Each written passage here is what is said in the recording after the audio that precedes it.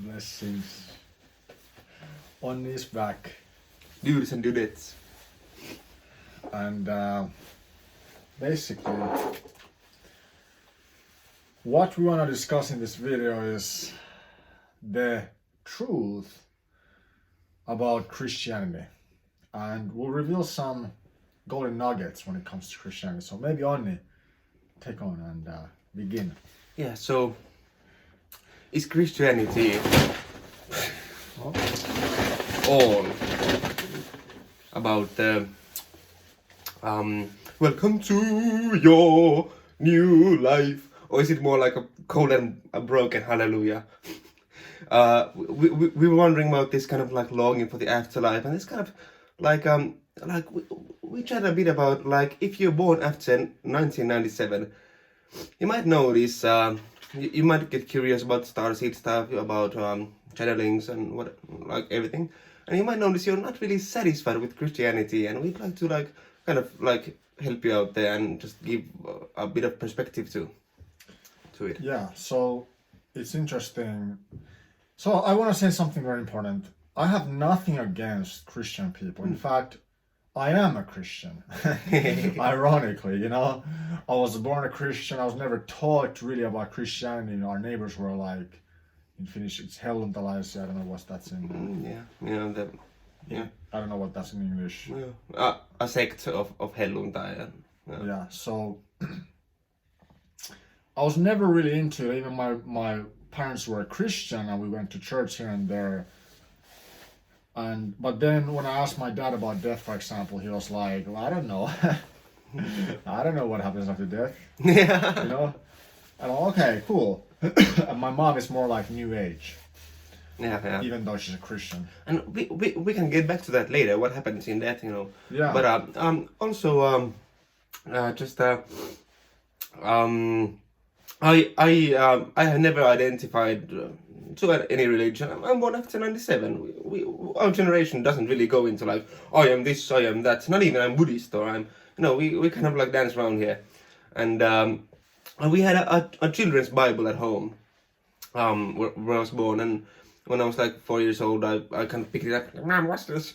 Mom, what is this big book? And I read it with her, and she kind of like just letting me know that it's kind of this tradition that many kind of are curious about always, and I figured out like maybe some things were kind of came to be like naturally, like in something like spontaneous, you know, like worlds forming just kind of like cause it's fun for worlds to form, and some were put in like intentionally, like with great intention, and from maybe many beings. I never really got into that. Like there's one God who looks at you like this and judges you for your mistakes.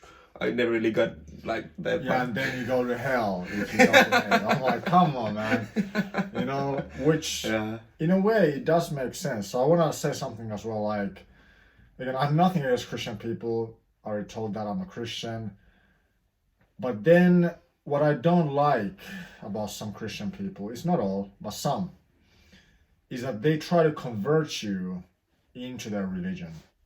And they feel that it is their life purpose, their soul's purpose, their destiny to convert you. And that's the reason why you met them. I have a Christian friend who, but one Christian friend who was trying to help me get into Christianity, and just the feeling that I got was just, it was weird because I was like, why can't you just accept that? But it's ironic again because I'm here talking about Christianity to Christian people. So in a way, I'm also converting you, right? This is not my intention, trust me. That's converting. You have to have absolute faith in what I say because I say it. And I heard it from someone just like this. And there's this kind of like, hey, have you considered this?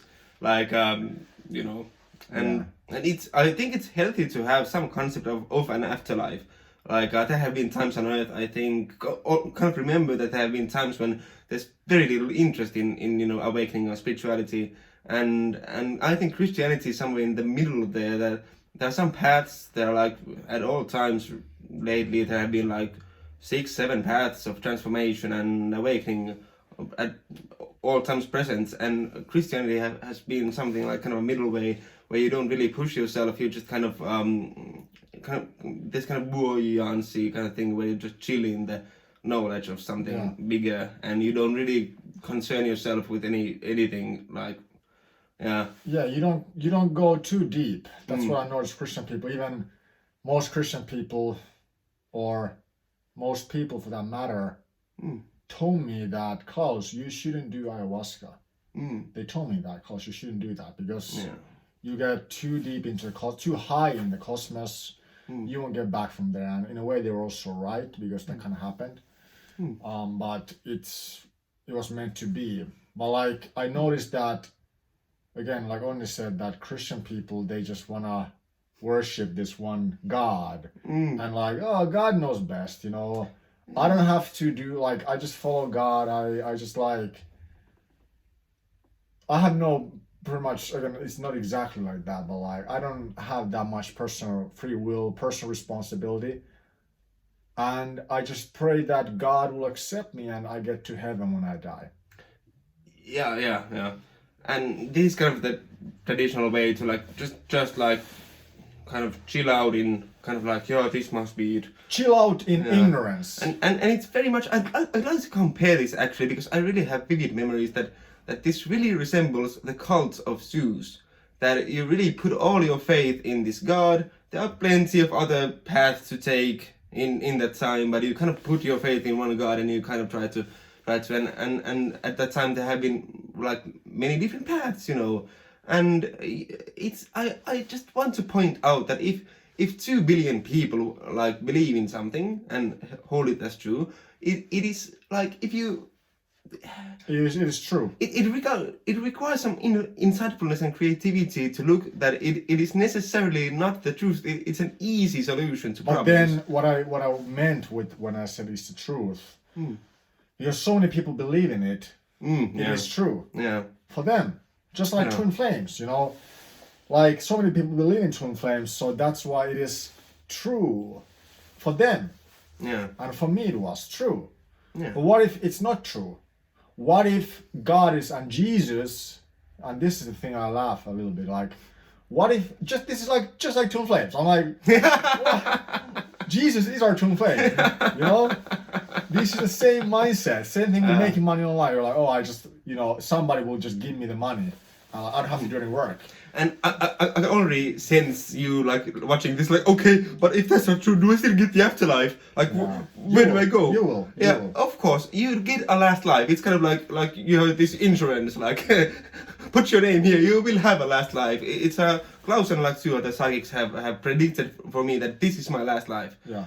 And looking at it, it looks good. It looks fun. Yeah. So what I also want to say is that it's like Christian people, they just wait that Jesus will come and save the planet. And I got this, maybe I'll share this vision, I'll share it again in a dream, that this is what I realized. Like there's like I don't know if this is fully true, but it might be true because I got it in a dream, in the ayahuasca dream. So like I saw that there was a lot of darkness on the planet. There was a war before Jesus Christ came onto this planet. Then Jesus came, and he was like, he was very tapped in to source. And then he started waking people up, waking humanity up with his teachings. But he didn't have an intention to create a cult, an intention to create a religion. He didn't have that intention. Yes. And I would add that, you know, gazing upon the current kind of shifts in schools and thought, there's this new one called Conduism. I would say if you would ask Jesus right now, what is his like faith? What path would he follow? Like, you know, just interviewing like, hey Jesus, 30 BC, like what do you say to this? He will maybe relate a lot to the Conduism, that you make of yourself a perfect conduit for heavenly ideas and sacred teachings. He also knew himself quite well, quite better than most. And when someone knows themselves well, they are very convincing and charismatic, and they remain in your thoughts for a long time. So he knew himself very well, and I'd say he would have like like again, Jesus, 30 BC. What do you say? I think he would really love everyone to really kind of like have this same kind of knowledge of self, that they can do the miracles. He said that you and us would do the miracles bigger than his, and that requires us to know ourselves. So we must study, we must learn the paths. We can't just worship Zeus for like a million years. We kind of gotta branch out, like the tree of life. We're like the tree of life. We branch out to other directions, and the tree of life can't be like, oh, I believe in Jesus, like for a million years. That's not good for the tree of life. The tree of life likes growth. Yeah. So, and it was interesting what Oni said to me is that when I had a dream that Jesus saved me, I realize now that I saved myself. So when people say, and I hear this like, Klaus, like, that's black magic, like if you just like are able to do things, are able to all this, whatever. In a dream I was able to teleport, for example. But like, they say that we should just let Jesus do the thing. Take the way. So if I'm like, oh, I wanna manifest something or I wanna create something, I must pray for Jesus. Well, my question is, who are you actually praying for? And isn't prayer a form of manifestation? Aren't you actually yourself as a God? You're manifesting as you're praying. You only bring here like 1% of yourself. Yeah. You are an ocean, and you bring like a drop, and you step into the drop, and you're like, oh, what's this world? Oh, what's all here? Yeah. And you know, I just want to share a joke, just like with me and Klaus, we're like the Christian friend and the like Buddhist friend or something like that. It just like and Klaus has been for months like, oh, Jesus saved me. I had such a good emotion. I felt so relieved and saved. But why won't he do it again? Why don't I feel again like that? And I was like calmly over months coming from a meditation like, Klaus, you saved yourself. And you're gonna do it again for yourself. Yeah. So Jesus isn't this like omnipotent kind of like you know, this all arcing. Of course, it's awesome because he knows himself and he's graduating, all that. But it's not like he calls the shots in your life. Yeah, and I believe Jesus is in a sense the master, just like Buddha, right? Yeah, like Buddha. Yeah, they're both like, I see them as brothers, as soul brothers. They're both very enlightened and advanced. And it's like we can ask for them. We can be like, hey, like for example, we can ask Jesus Christ as a master to come into this space now, and he's here. Yeah, he's here. We can ask Buddha, come here to this space, and he's here. We can ask, but then they're not gonna do these things for us. Yeah, they do the heavy lifting, and we do our part.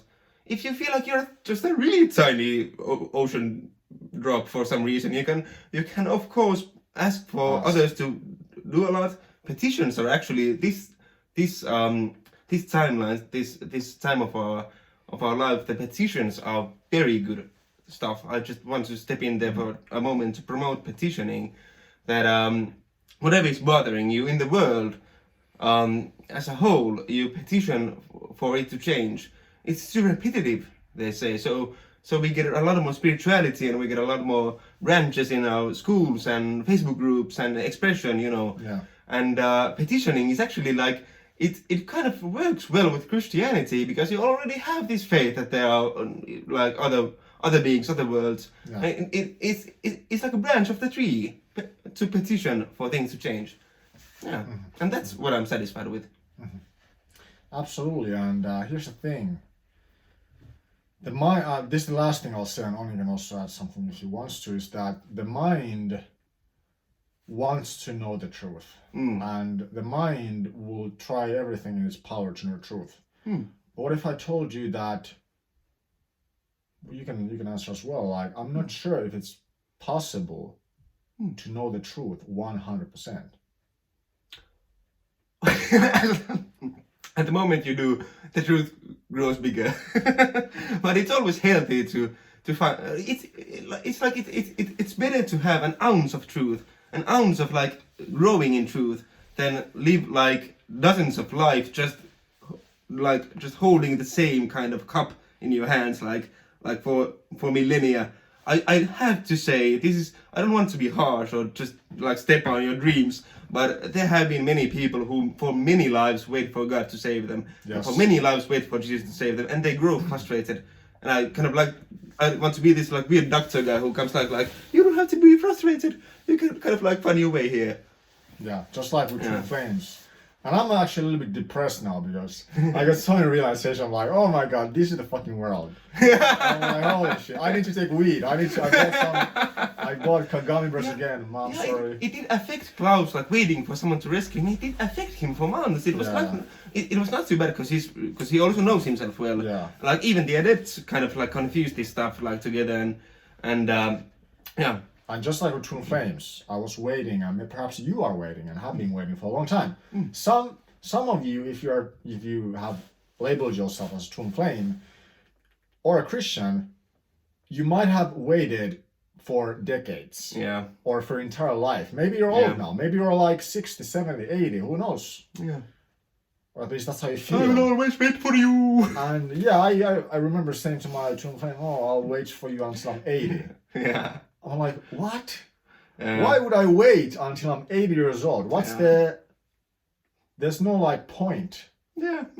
But he can pick up a book, and I say this is one I had in mind. This kind of practice we can do.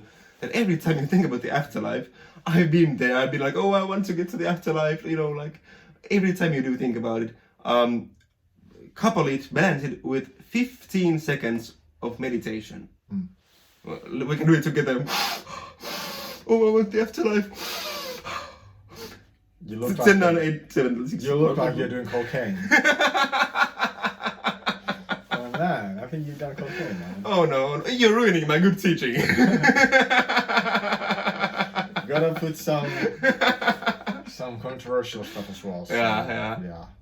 And And don't take yourself too seriously, we don't. No. Although sometimes I do. But I'm like, that's why I need the weed, or like I'm a little pissed right now. I'm like, why is this world like this? Why is there so many obstacles? Why there's so many veils? Why do I have so many realizations before I get the truth? Yeah. Like why? Like why can't I just like chill and like fucking run on a field with angels and babies and beautiful women? And Do you want the easy answer or the hard answer? easy. Oh no, I was gonna go for the hard answer. Or sorry, I meant hard. Yes, the hard answer is that there was supposed to be at this time a bunch of teachings complementing the teaching of Jesus. And the idea was that the Bible and the teaching of Jesus and the new teachings, they all come together. It's like it's kind of going that way. There's unearthing from all around the different worlds.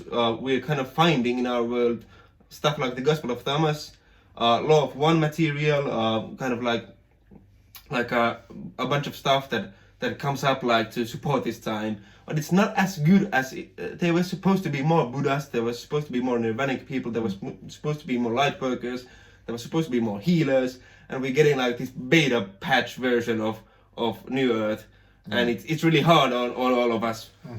But thankfully this Earth times are designated war for growth and uniting and praying and petitioning, and this kind of ugliness shows went really well. And the craziest thing, this last thing, is that it's like there was supposed to be all these people, and now there is people who are bringing the new earth, so to say. But most of them, just like me, are confusing people. So it's like there isn't a lot of, and maybe you can agree, is that there isn't a lot of like masters. Yeah. And I agree. And there was supposed to be more, and we, the masters, are really sorry that we couldn't get everyone on board for this one.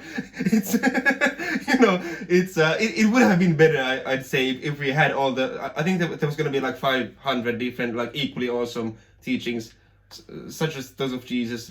And if you're feeling like, why is this kind of so hard? It kind of has to do with that. And this is kind of a part of that those decisions that we kind of want to let the higher beings do everything, and we don't want to do the work. It requires a lot of love on the planet, mixing with the ugliness that's deliberate, mixing with it so that the master kind of find an interesting spot to carve their existence here, and Absolutely. So I think we can wrap the video here. 20 minutes. Beautiful. Thanks, Tony, for coming. Thanks. And we'll see you on next one, okay? Ciao, ciao. Yeah.